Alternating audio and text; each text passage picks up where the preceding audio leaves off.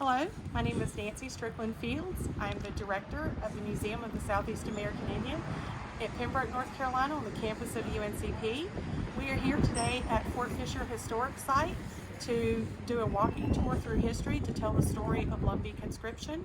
I'm sharing this opportunity with Chairman Harvey Godwin of the Lumbee tribe, and we're excited to partner with Fort Fisher and have the opportunity to share this story.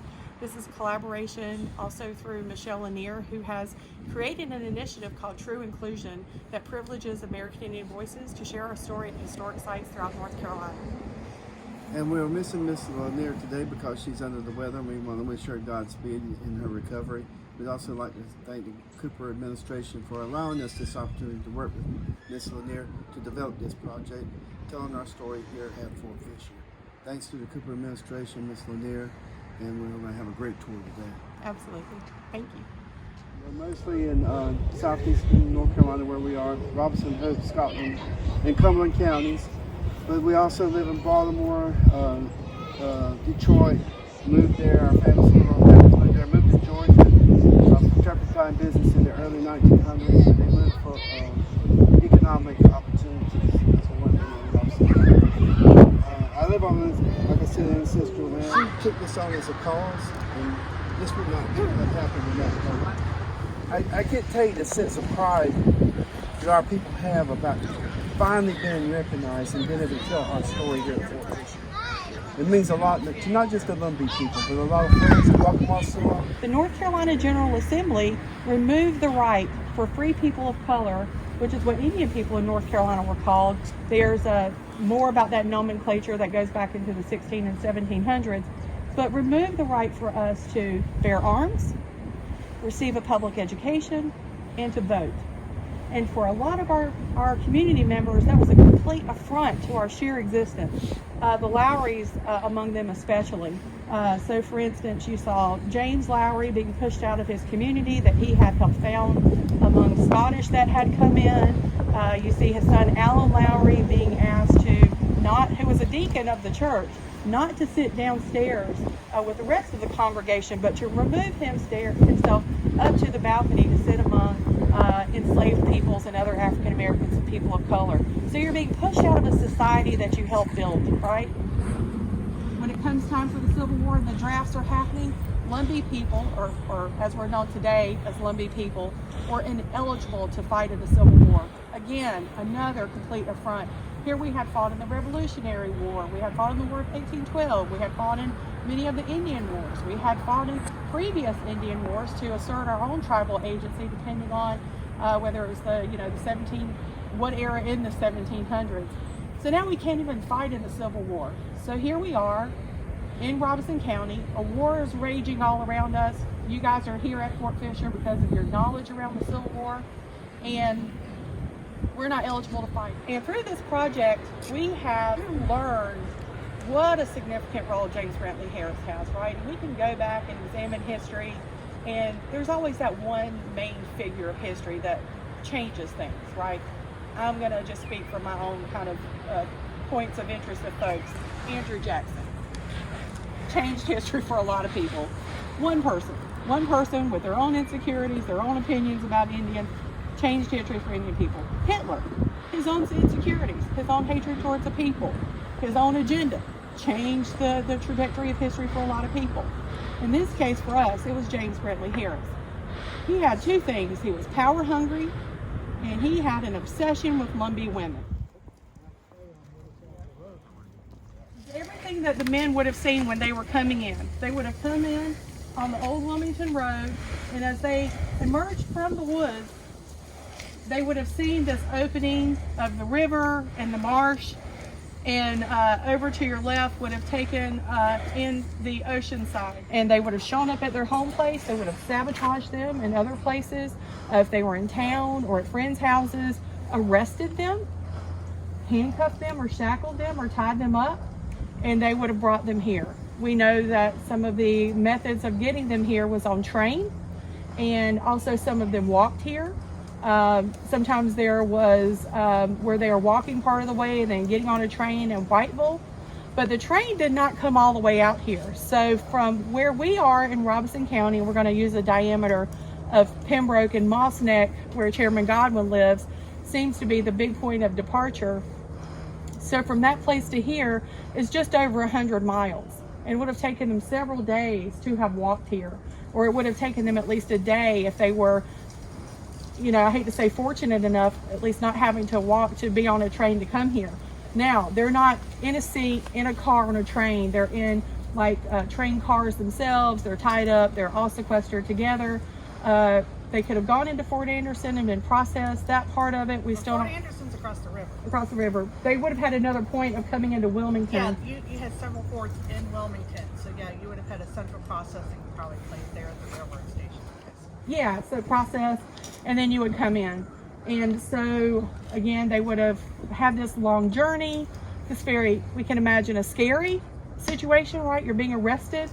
It's not like where a soldier might have time to prepare to say goodbye to their families. They would have been arrested on the spot, put on a train, or walked.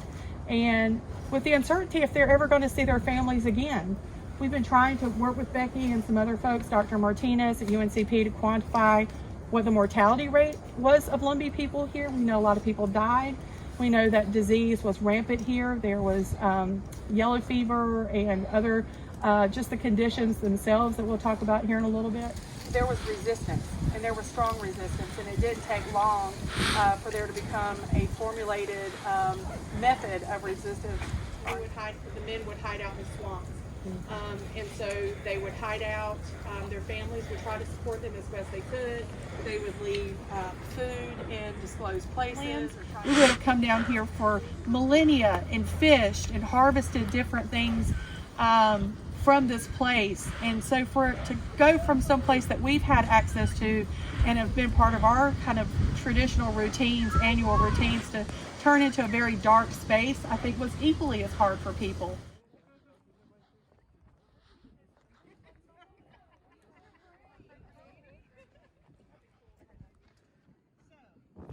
So in 63 and 64 is when they started really, fortifying this land face of the fort, because they were anticipating a land assault from Wilmington or north of us. So they needed the manpower. We do know from other records, you know, of the people that were being brought down here. There are a lot of people from Robeson, Anson County, Columbus County that are being brought down here to work on the fort. So, and we've been starting to share that story now, which is great because everybody's story is important. We also knew ways around other parts of this country.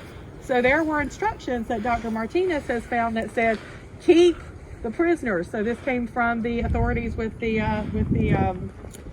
jails. Keep the prisoners separate from the Lumbees. We're afraid they're going to help them escape.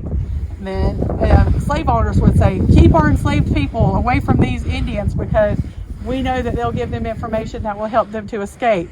And we probably would have, and we probably did. I don't know if there's how many instances of that there are, or I think Dr. Martinez has qualified that in some way. Yeah, I found like runaway ads in the newspaper, in the Wilmington newspapers. And then I've seen a few references to Oxendines and other sorts like that, the common names that you see within the Lumbee tribe. They would have been out here working, right? Going back and forth, dumping the sand, but also shaping the mounds. And there's the construction of these mounds themselves would have blocked off the blade runners who were shooting cannons. And so the impact of the sand would manage the blast itself, and then it would protect the fort, which was on the other side. And then also, I think this is authentic in terms of having the cannon at the side. There would have been two cannons in this battery. And so a lot of function, but there's constant building, and then there's constant repair, right? You're laboring and you're doing all of this in these really extreme conditions.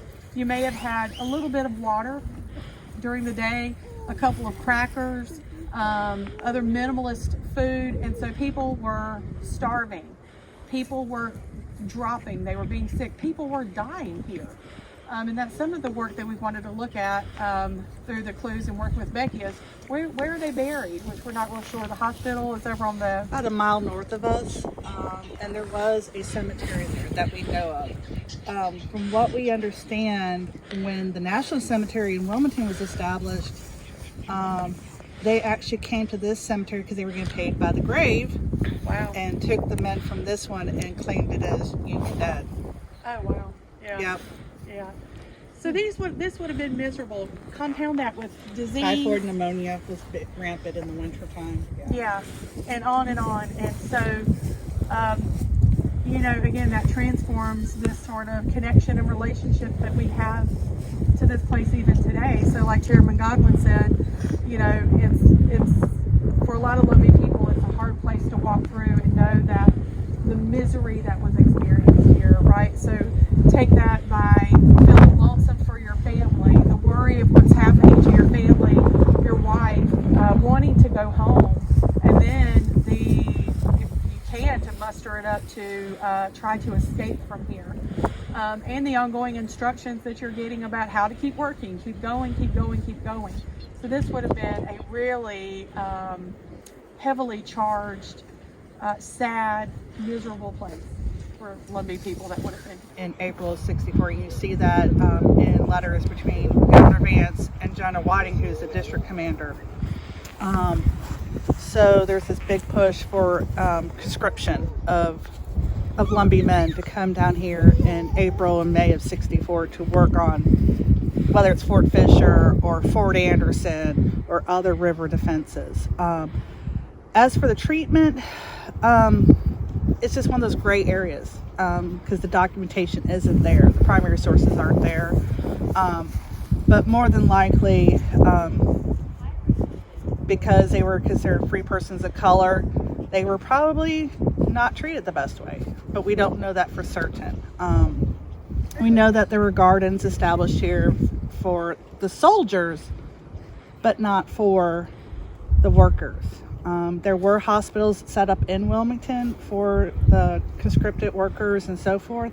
But again, until they start releasing more documents at the National Archives or what other sources, it'll be better for all of us to tell that story a little bit better, other than oral histories, which does help us.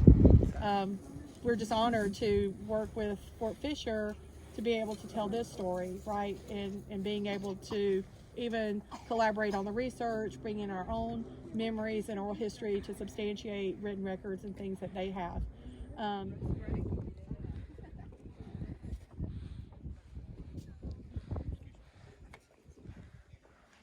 This is our role right here. This is what we built and what we did.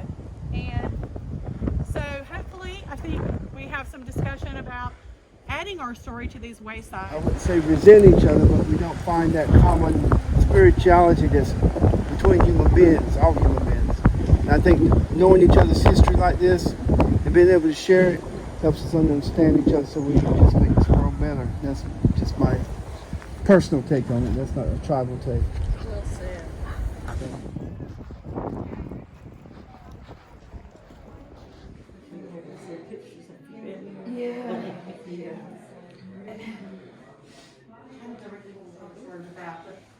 Yeah, I mean, that part of it, helping, In the Civil War? I don't think they help in the Civil War. Well, but I think not indirectly to some of the other legislators. on all these people who died. Let me break it down.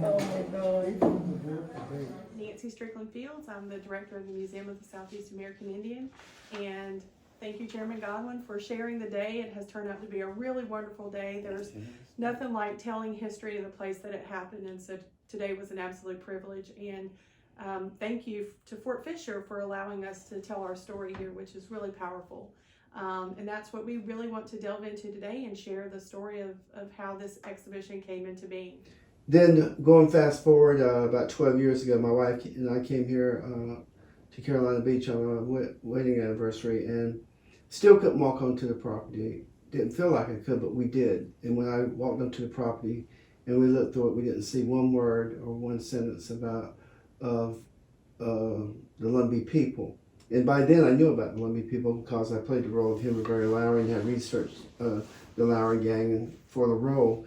And that's when I learned about conscription and what really caused the Lowry Wars. And so when we did walk onto the property, that was I didn't know how I was going to do it or how it's going to get done, but the Lumbee people's story needed to be told on this site, and that kind of started the journey for me. Constantly being berated by attacks both from land and water. The main kind of a system that was helping fight that or defend that were a system of breastworks that were made from sand, and so that is what our people did here. Mm-hmm. We came here and our labor was isolated to building this fortifications to protect Fort Fisher. And of course, from where we are in Robeson County, that is, depending on what part of the county you're in, it's between 100 to 125 miles away. And so, in essence, that's a quick description of conscription.